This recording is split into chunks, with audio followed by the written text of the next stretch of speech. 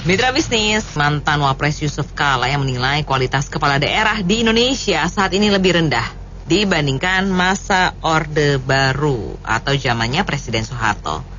Menurutnya saat ini pemimpin banyak dipilih berdasarkan popularitas, sementara di era Presiden Soeharto, pemimpin dipilih berdasarkan kualitas dan rekam jejak. Nah, apa komentar Anda? Apakah memang kualitas kepala daerah sekarang lebih buruk dibandingkan zamannya Presiden Soeharto? Silakan berikan opini Anda di 633-9160 atau WhatsApp call di 0816-924-924. Kalau saya sih bilang gini Bu ya, kalau bisa wali kota atau gubernur itu seperti di China ya, seperti Pak Novi Basuki tuh kalau ngomong. Jadi jangan mendadak artis atau apa tiba-tiba jadi wali kota atau gubernur kan kalau menurut saya sih yang bagus juga ya. Yang paling bagus tuh seperti yang Pak Novi Basuki tuh suka ngomong. Jadi dipilihlah dari camat yang berprestasi dijadiin wali kota yang berprestasi dicalonkan jadi gubernur. Kalau siapa aja boleh jadi calon wali kota atau calon gubernur ya bahaya juga Bu ya. Kalau nggak becus ya kota atau apa provinsinya nggak bisa maju-maju gitu Bu. Dan ujungnya Indonesia juga nggak bakal bisa maju-maju. Kalau masalah sistem politik Bu ya, mau pemerintahnya sistem demokrasi seperti sekarang atau otoriter itu nggak penting menurut saya sih Bu ya. Yang penting keadilan sosial bagi seluruh rakyat Indonesia.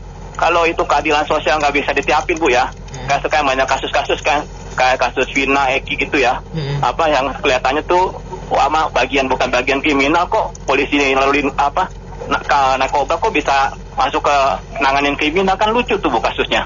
Udah gitu masih dimenangin lagi. Jadi keadilannya tuh udah benar-benar ketidakadilannya tuh benar-benar kelihatan gitu Bu ya. Kelewatan menurut saya. Selama belum ada keadilan sosial bagi seluruh rakyat Indonesia, nggak penting lah sistem politiknya apapun. Yang penting itu sila kelima Bu, supaya rakyat Indonesia tuh bisa senang, sejahtera, dan hukum mesti ditegakin Bu. Jangan lagi ada kasus-kasus seperti Vina, Eki salah tangkap atau wartawan yang di Medan tuh yang dibakar, itu kasihan tuh Bu. Itu aja Bu, makasih. Ya, menurut saya objektivitas dari bahasa Pak Yusuf Kala itu masih buram menurut saya ya Bu. Karena bagi saya selaku masyarakat sipil menilai ini kegagalan yang dimaksudkan terhadap pemerintah atau negara atau institusi yang mengangkat calon pemimpin daerahnya itu. Dalam struktur pembangunan, membangun Indonesia itu lebih mudah Bu. Sama seperti kita membangun toko atau rumah, tapi membangun negara itu lebih sulit. Jadi pertanyaannya seharusnya Pak JK itu mempertanyakan legalitas dari suatu negara dalam pembangunan suatu bangsa, dalam struktur administrasinya, departemen kelembagaannya, di mana koherensinya menciptakan suatu pertumbuhan dari tahun yang lalu ke tahun yang ke depan. Ini yang harusnya menjadi penerangan atau dari kebijakan dari Pak Yusuf Kala itu sendiri. Artinya dari kementeriannya aja pun seperti sekarang kita mundur ke belakang, Pak Jokowi minta 25 atau 30 menteri. Padahal itu konvergensinya dari negara itu udah dibentuk sedemikian rupa. Dia nggak ada urusan lagi memutarbalikan sesuatu yang ada dan tidak ada lagi. Harusnya move on ke depan. Jadi ya seperti menteri penerangan. Wah, masyarakat ini nggak rancu menilai masa depan ke depan. Oh, masyarakat yang paling bawah akan melakukan pekerjaan yang ini. Oh, masyarakat menengah akan menciptakan sesuatu yang seperti ini. Dan masyarakat yang di atas level yang paling tingginya tentu menunggu atau menciptakan sesuatu yang memang kita menilai masyarakat paling bawah sekalipun, oh arahnya ke arah sana. Jadi kita menilai dari suatu bentuk negara itu mengerti apa tujuan suatu bangsa dibangun, yaitu cita-cita luhur.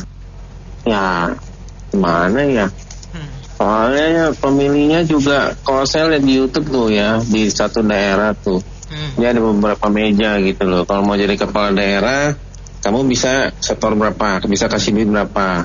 Yang ini sebelumnya calonnya kasih duit segini, kamu bisa kasih lebih nggak gitu loh. Jadi ada bagian-bagiannya tertentu itu, ada yang pihak minta duit.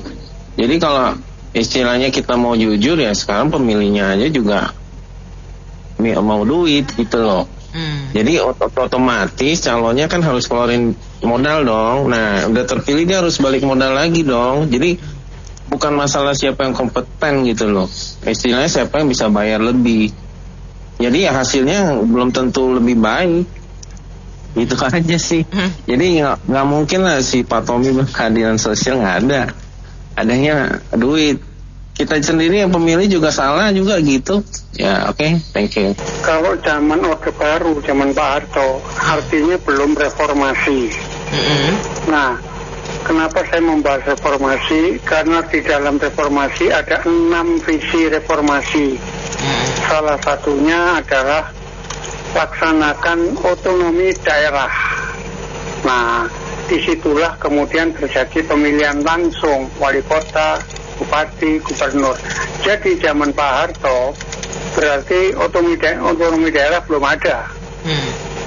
Bahkan zaman Pak Harto itu jangankan gubernur, bupati, wali kota, RT RW pun banyak dari militer, dari APRI waktu itu ya. Jadi yang salah berarti siapa? Ya Pak Harto juga yang salah. Kenapa budaya itu tidak diturunkan ke zaman reformasi, dan kenapa kemudian di reformasi dia diturunkan, kemudian dilaksanakan otonomi daerah. Jadi kemiskinan pada waktu itu luar biasa karena korupsi tersentralistik, tidak terdesentralisasi, terutama kekuasaan. Jadi bicara tentang Orde Baru, ya budaya korupsi itu yang membuat rusak negeri ini. Sampai sekarang berlanjut budaya itu. Ya udah tahu lah kita zaman Soeharto bagaimana. Kalau zaman Soeharto karena dulu semuanya itu waduh kayak ketahuan. Terus satu itu kedua, semua diambil dari dulu ada dua fungsi abri yang memimpin semuanya. Minimal pangkatnya mayor untuk kepala daerah dari mulai lurah, camat. Nah kalau sekarang ini yang ecek-ecek juga jadi pun gubernur pun ecek-ecek jadi juga. Jadi kembali lagi yang pucuk pimpinan Indonesia yang paling atas. Kalau dulu pimpinan paling atas itu budaya malu anak-anaknya masih ada, etika malunya masih ada, anak dan keluarganya itu untuk jadi pejabat itu masih sungkan-sungkan. Kalau budayanya Soeharto itu pada nggak mau anak-anaknya. Tapi kalau sekarang waduh, anaknya berbondong-bondong walaupun disodorkan sama bapaknya, tanpa isi, tanpa kepalanya ini nggak mampu pun mereka maju. Ya itu kembali lagi, kalau sekarang budaya malu anak-anaknya itu dan etika tata kamarnya sudah tidak ada. Begitu saja, Mbak Kasih.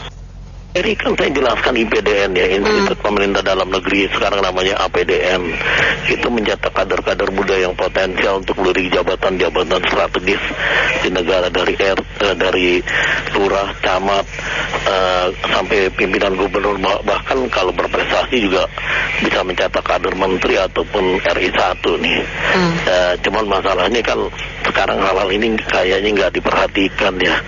Orang yang namanya mencuat karena popularitas dinaikin ya, kemudian berbondong seperti Pak siapa tadi itu berbondong-bondong untuk memasukkan anaknya ya. Dulu zaman Pak Harto kan nggak begitu, mereka terjun dunia bisnis, sementara ya memang kalkulasinya bisnis menggurita yang kurang baik juga hasilnya tuh.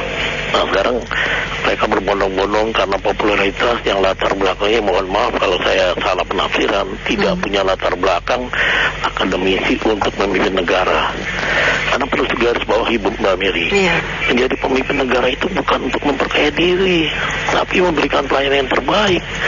Jadi kalau memang mau jadi orang kaya, sebaiknya jangan jadi pejabat, jadilah pengusaha, entrepreneur ya.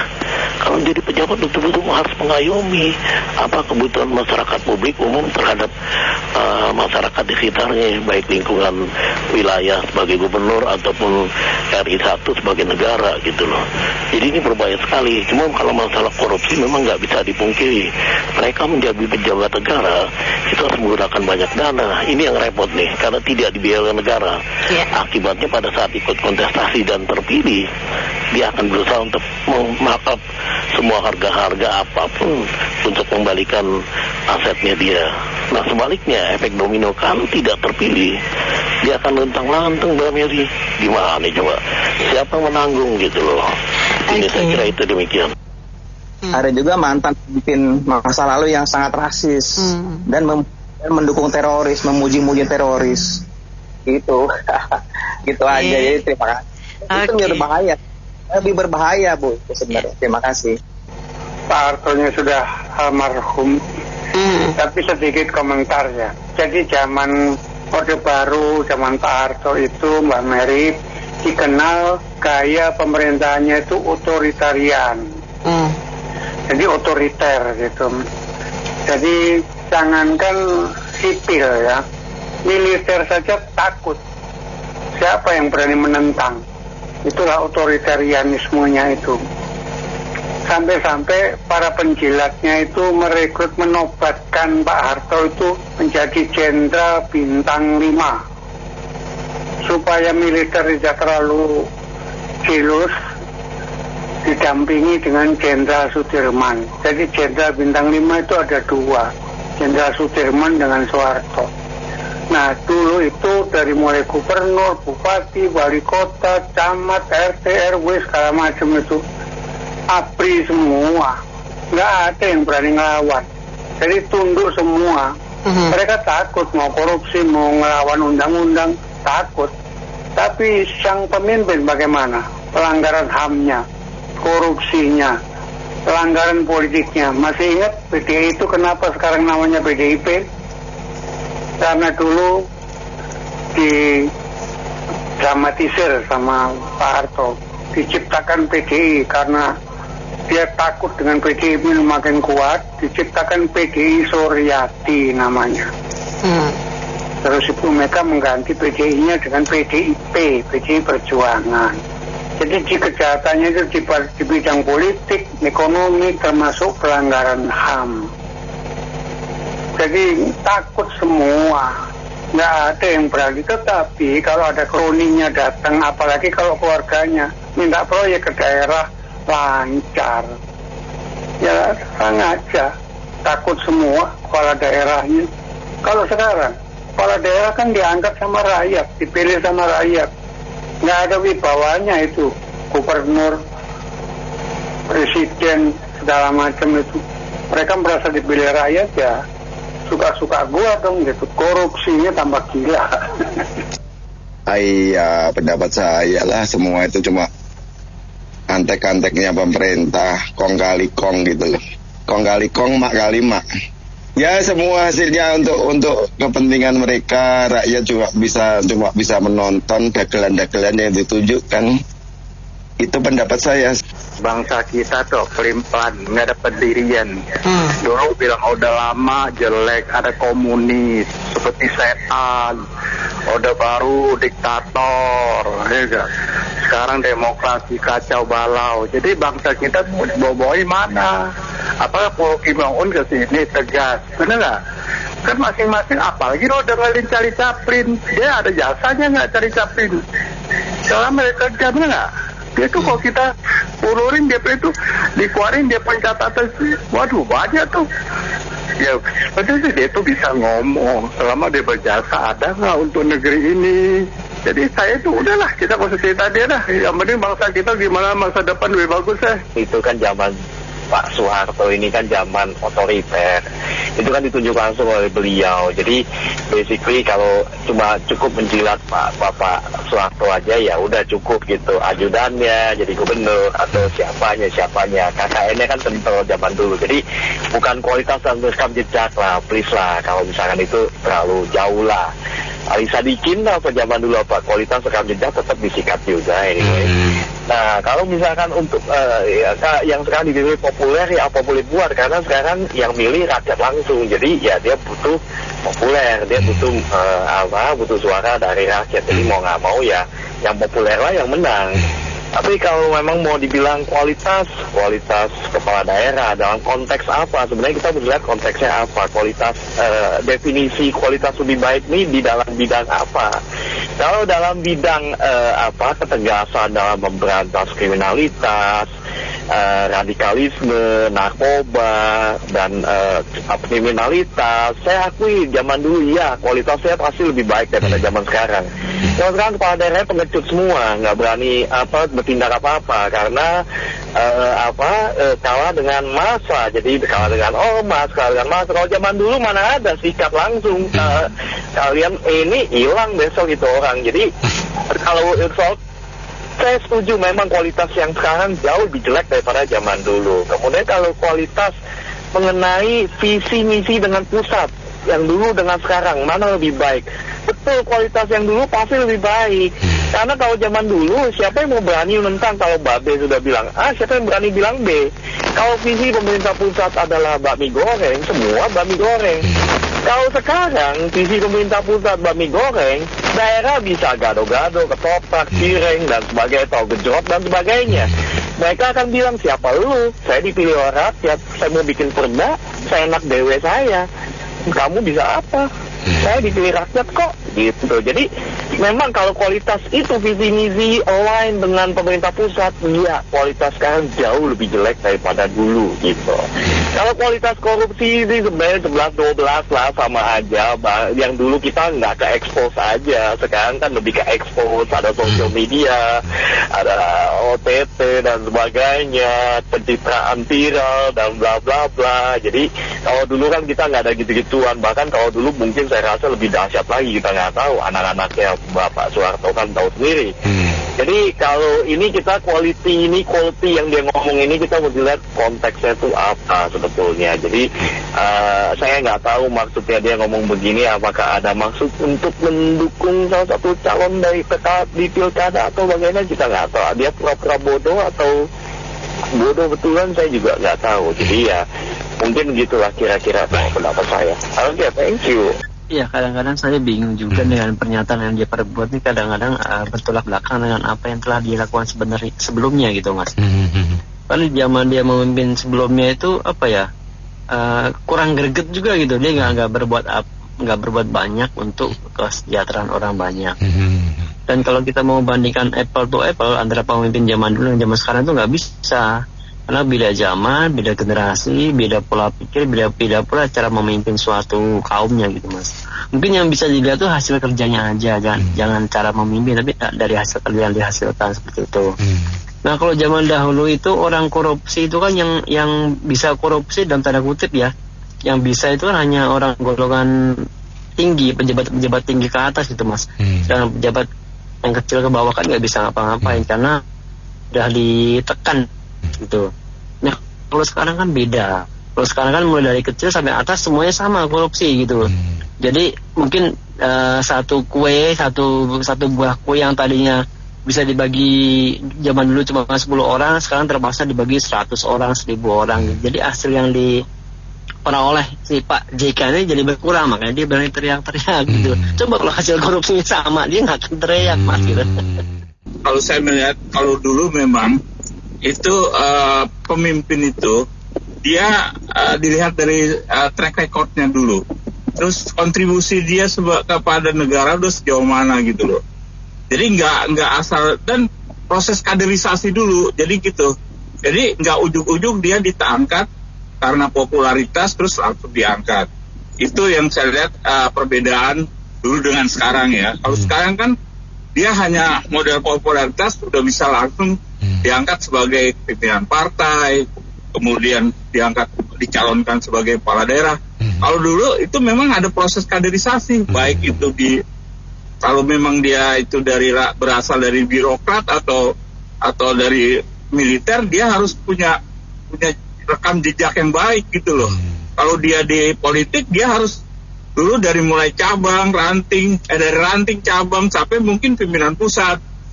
Terus kemudian kalau memang dia dari ilmuwan atau dari akademisi, dia dilihat dulu latar belakang pendidikan dan latar belakang kontribusi dia terhadap negara gitu loh. Itu saya lihat perbedaannya. Kalau sekarang kan enggak. popularitas dulu, ada uang, dia bisa mainkan di situ. Itu memang kalau secara korupsi ya, kalau dulu karena memang informasi itu nggak sebaik sekarang, mungkin saat sekarang tuh udah serba transparan ya, terbuka. Kalau dulu kan nggak terbuka. Nah itu juga perbedaan di situ ya. Artinya kalau korupsi mungkin kita nggak bisa hampir sama lah. Cuma perbedaannya kalau sekarang lebih transparan, itu aja. Itu saya rasa ya. Nah terkait dengan kondisi saat ini, memang seyogianya ya, karena kondisi sekarang ini sudah eranya udah serba keterbukaan. Jadi sebaiknya sih memang antara kepemimpinan zaman dulu harus dikombinasikan gitu loh Pak. Kelemahan zaman sekarang harus kelebihan zaman era Pak Harto atau zaman dulu itu digunakan untuk bahan calon kepemimpinan yang sekarang. Nah kelemahannya ya harus ditinggalkan gitu loh. Itu aja sebetulnya pada dasarnya, karena kita lihat ya produk-produk kepemimpinan sekarang itu semua serba instan gitu loh. Nah ini yang harusnya perlu diperhatikan untuk saat ini gitu loh. Jangan karena dia popularitas secara instan dia langsung diangkat. Kadang-kadang seperti sekarang pelawak yang belum tahu apa kontribusinya buat negara diangkat dari ketua partai, dicalonkan kepala daerah. Kalau memang dia mempunyai bobot kualitas seperti Rano Karno atau siapa ya misalnya, atau artis-artis yang sebelumnya tuh, ya itu kalau memang dia mampu ya nggak ada masalah. Secara kualitas pendidikan, kualitas memang dia tuh dulunya kader yang baik di partai, itu nggak masalah untuk diangkat menjadi calon-calon pimpinan. Jadi memang perlu kelemahan yang ada sekarang ini, kelebihan yang zaman era sebelumnya ya dikombinasikan lah, di hybrid supaya kedepannya untuk mendapatkan proses kepemimpinan supaya lebih baik. Itu aja, terima kasih. Ini gini, Pak JK ngomong ini menurut saya 50-50 ya, ada benarnya ya. Ini kepala daerah yang dia sorot ya, kepala daerah. Zaman dulu kan nggak banyak yang kena OTT ya, sekarang banyak, menteri juga banyak ya, segala macam. Bahwa ada indikasi menuju ke politik populis itu sudah kenyataan ya. Sekarang saya merujuk aja ya, wali kota Medan dengan wali kota Solo itu prestasi apa enggak? Kita harus jujur dengan diri kita sendiri. Kalau dia bukan anak presiden dan menantu presiden, bisa nggak terpilih itu? Coba dia dari bawah, itu ya populis, itu kenyataan. Dan ini semakin oke lah, saya nggak mau debat Anda. Kalau saya kritik nanti di ngomongin, oh Anda kan jagoannya kalah segala macam ya, itu kan tipe pembungkaman. Kita lihat sekarang beritanya, menteri kacau balau, PDN dijebol, ada hacker bisa minta maaf tuh, bener apa enggak? Jadi banyak makelar di sini. Ya, kalau itu relasinya presiden terus maju, oke, saya setuju dengan bahwa dia punya hak untuk maju. Tapi MK sampai ada keluarin MK 90 itu, Anda percaya itu tidak ada cawe-cawe? Kucuk-kucuk datang gitu, bullshit semua. Ini semua sudah diatur. Dan karena oke lah surveinya tinggi, survei juga bisa dibayar kok. Sekarang kalau setelah bansos kemudian disurvei, oh ya senang lah semua. Siapa yang mikirin setelah itu setahun kemudian? Ini kenyataan PHK tinggi ya. Pendidikan, biaya pendidikan semakin mahal, orang nggak sanggup, disuruh pinjol, udah pinjol aja. Jadi agak kacau balau. Nggak punya, kalau pandangan saya nggak baseless, nggak punya dasar ya, nggak punya pembangunan dibangun secara fundamental. Pendidikan itu sangat penting, tapi ya kayak inilah, dibebasin, yang penting survei tinggi. Wah, hebat itu, satu prestasi. Kita lihat efeknya akan ke depan ya. Beberapa tahun ke depan kita akan lihat. Ini salah satu indikasi kenapa asing nggak mau masuk. Itu aja kita tanya, asing itu kan bisa melihat, ini indikasi, banyak baca deh. Ya, Sukidi, ya, Todung Mulia, segala macam itu yang punya agak pemikir strategis itu. Asing itu nggak mau masuk ya, dia takut. Kalau undang-undang bisa berubah-ubah ya, hari ini oke, Anda welcome ke gelar karpet merah. Siapa tahu nanti begitu ganti rezim Anda berubah.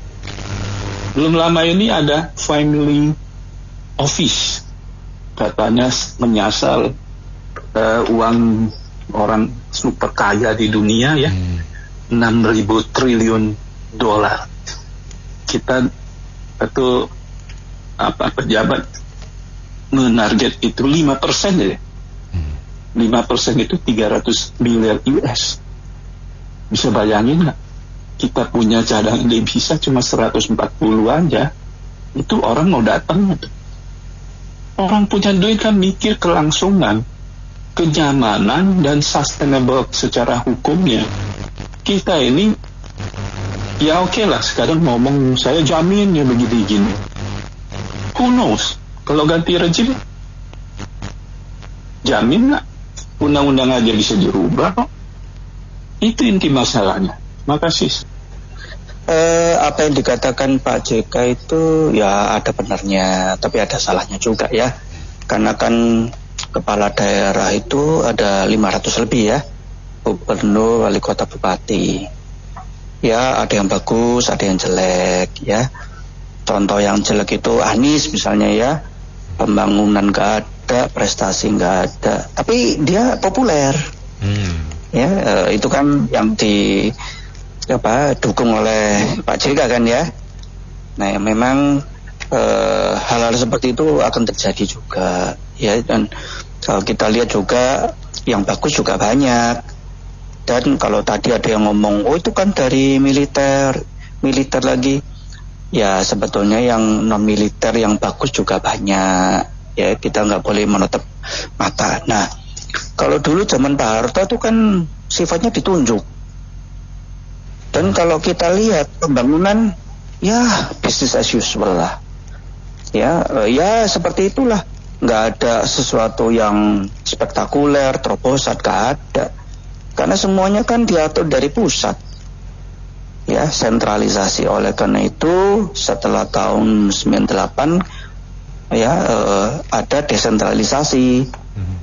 Dan di mana kepala daerah itu dipilih oleh rakyat langsung, ya rakyat tahu mana yang baik mana yang enggak. Dan memang sebetulnya kalau kualitas dari kepala daerah itu baik atau buruk, itu pertama ya partai politik, ya kan partai politik yang mengusung.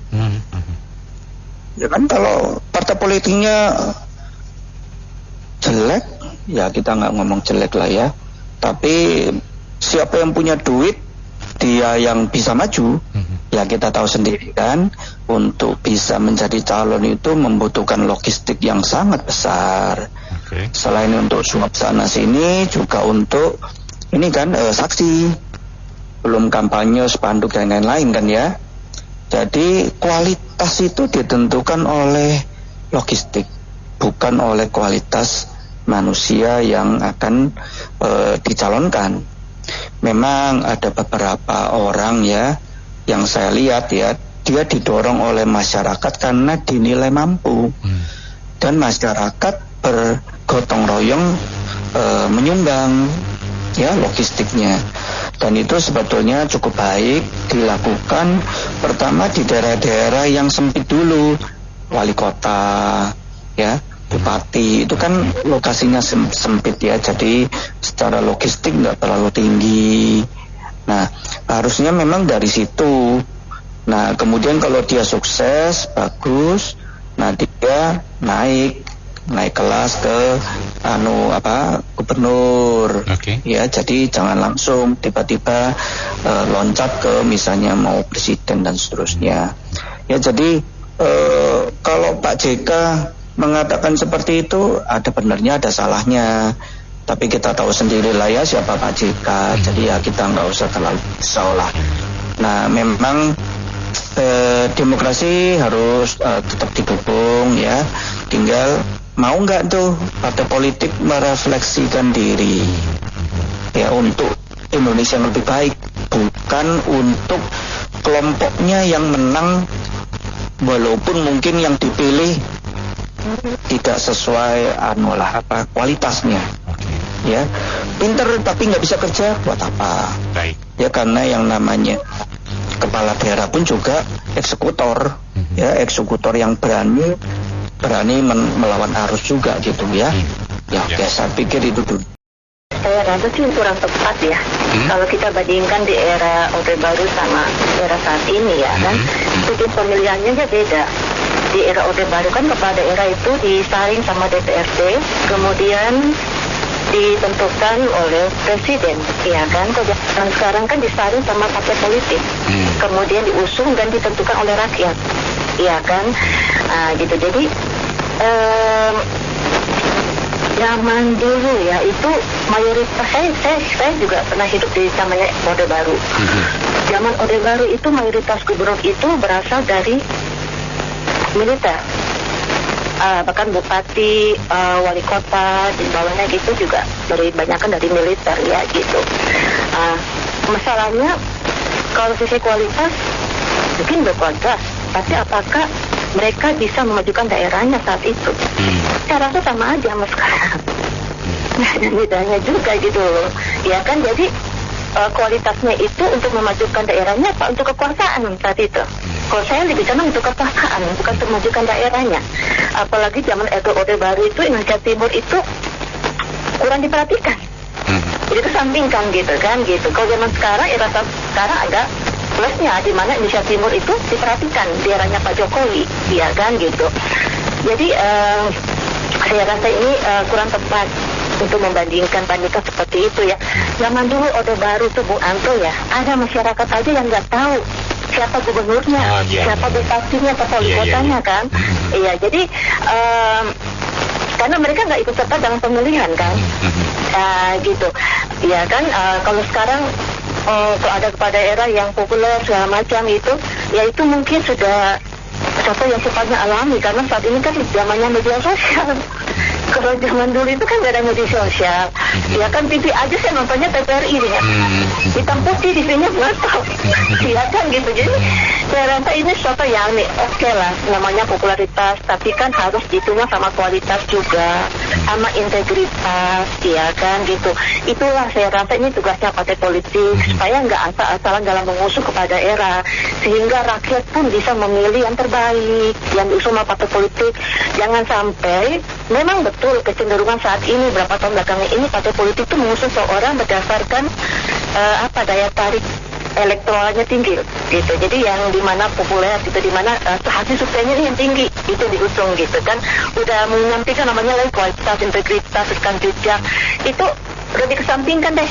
Yang mereka lihat adalah hasil survei seperti itu. Emang ini harus jadi perbaikan, harus perbaikan untuk partai politik ya kan. Jadi usunglah calon-calon yang memang terbaik. Jadi masyarakat juga bisa memilih yang bagus gitu, yang nggak asal-asalan seperti itu kan. Oke lah, kadang kita juga nggak bisa mengklaim bahwa oh ini kalau yang nggak punya pengalaman itu pasti bagus jadi pemimpin daerah. Tapi banyak kejadian yang nggak punya pengalaman juga jadi pemimpin daerah juga nggak bagus, ya kan. Korupsi juga, ya kan. Akhirnya ujung-ujungnya juga, ya kan, terjerat korupsi dan sebagainya. Jadi di sini yang penting kualitas, karakter juga, ya kan, integritasnya gitu harus benar-benar difilter. Oke. Sangat-sangat setuju. Kenapa? Karena bergulirnya bantuan-bantuan pun sampai ke bawah sekarang pun nggak jelas. Siapa yang dekat dengan dia ya dapat. Siapa yang nggak dekat sama dia mohon maaf. Bantuan apapun mohon maaf nggak bakal ketemu. Contohnya saya nih. nggak dekat sama penguasa, pejabat itu, nggak dekat. Saya orang bawahan, nggak pernah ketemu, biarpun diurus begitu, katanya nanti besok, lusa, tahun depan, sampai mati nggak ketemu. Saya setuju sama Pak Yusuf Kala bahwa Pak Harto bagus, terbaik untuk seluruh, sampai ke semut pun kasarnya mah mantep. Ini yang saya alamin, bahwasanya saya sudah hidup beberapa periode. Sama dia kata saya tahu bahwa saya sering di bawah.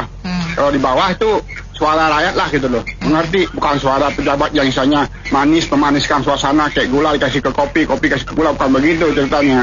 Jadi saya rasa setuju kalau bisa sih ini dirombak yang benar-benar bersih.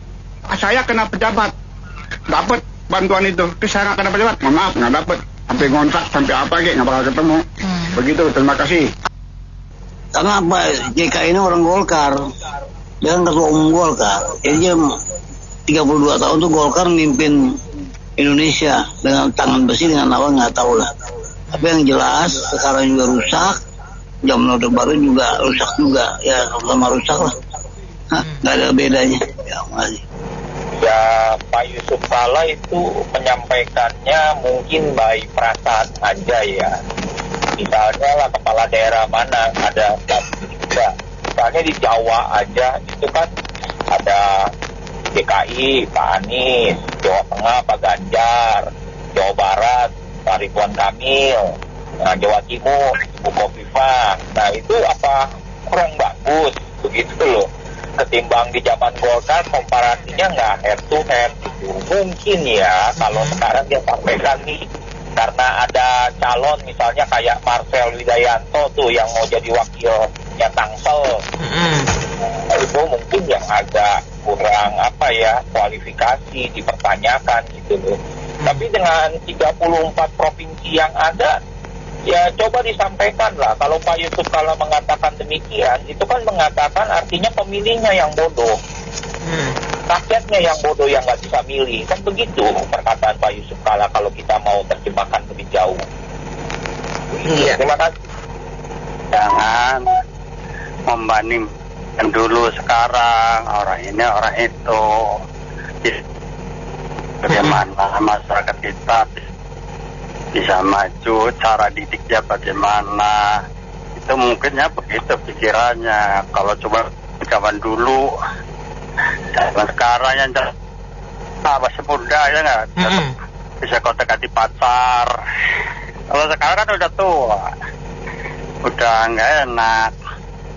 Mestinya itu pendidikan kita itu yang dibanyakin vokasi. Jadi kalau vokasi kan kita belajar setahun itu keluar udah bisa jadi pengusaha loh. Gitu. Tapi kalau sekolah yang biasa itu sekolah 12 tahun, 10 tahun itu tamat cari kerja kan.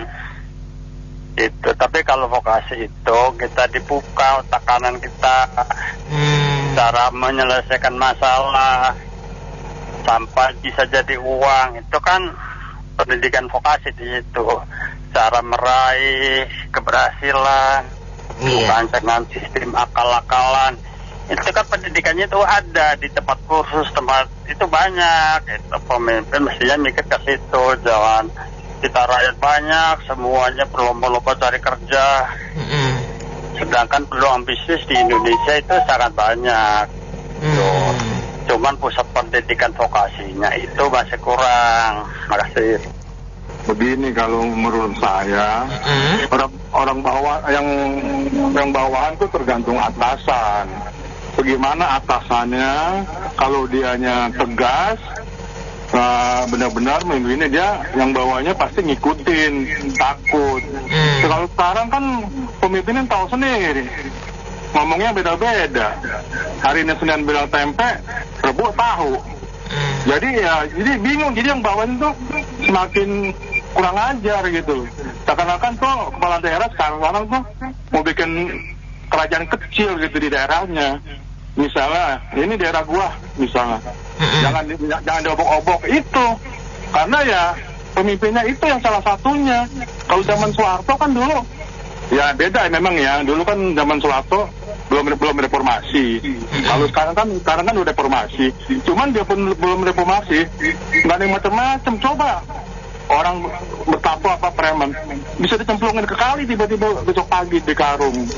Sekarang coba, pada berani semua, pada kurang ajar semua, korupsi jelas-jelas di depan mata. Pada semua banyak pada korupsi.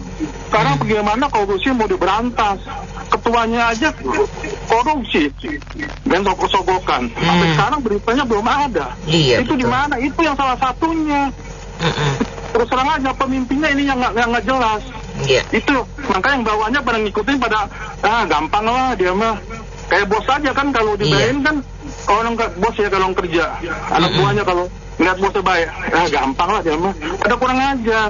Coba kalau bosnya galak, pada diam semua, pada takut.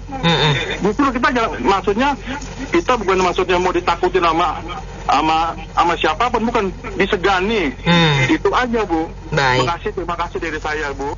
Oke, mengenai pernyataan Pak JK ya, menurut saya sih tidak sepenuhnya benar juga ya. Walaupun ada mungkin dari beberapa titik pihak atau beberapa sudut kalau kita melihat mungkin ada benarnya, tapi tidak sepenuhnya. Karena apa?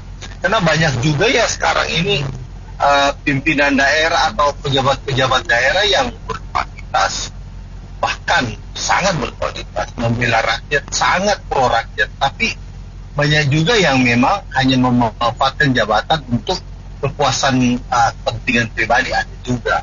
Tapi beda dengan zaman Pak Harto. Pak Harto itu kan yang menjadi pejabat negara itu orang-orang yang memang disetujui. Artinya memang kan kepemimpinan yang sifatnya menurut saya sih lebih otoriter ya. Itu agak mengarah ke kepentingan kelompok gitu loh. Nah ini yang beda. Sekarang ini setiap orang kalau memang punya bisa berprestasi atau punya prestasi bisa jadi pemimpin kalau dipilih oleh rakyat. Artinya ada faktor rakyat yang menunjang gitu. Dulu enggak, rakyat suka nggak suka, pemimpin oke ya naik, itu aja. Bodoh pintar kan nggak masalah, yang penting pimpinan suka naik. Sekarang enggak, memang ada sistem seleksi yang lebih baik sebenarnya. Cuman kalau kita lihat dari sistem korupsinya sama aja, jadi nggak tahu gimana ya. Menjadi lebih menjadi-jadi karena tidak terkontrol kan. Itu pikiran saya. Tapi yang terlebih dulu, yang lebih bagus dari Pak Harto ada satu, yaitu sistem pembangunan yang berkelanjutan. Itu yang belum pernah ada lagi pemimpin yang bisa melakukan sistem pembangunan yang berkelanjutan. Saya kira itu. Ya mungkin saya salah satu yang benar-benar tidak korup dan jujur waktu jadi pejabat negara, camat lurah di zaman dulu sampai zaman sekarang. Situ masih saya kemarin belum lama pensiun, jadi pernah menjadi pejabat wakil menteri pendidikan juga di zaman Presiden Joko Widodo. Jadi saya tahu keadaan negara ini secara keseluruhan, kurang lebihnya sih ya, bahwa yang meragukan di negara ini selain kasus korupsi yang merajalela dari dulu sampai sekarang, walaupun di zaman dulu pers itu tidak aktif, jadi tidak banyak yang menyebar. Kalau di zaman sekarang banyak yang menyebar, tapi sebetulnya keadaannya kurang lebih sama, banyak oknumnya gitu ya. Hanya sedikit yang baik tuh kemungkinannya sampai sekarang.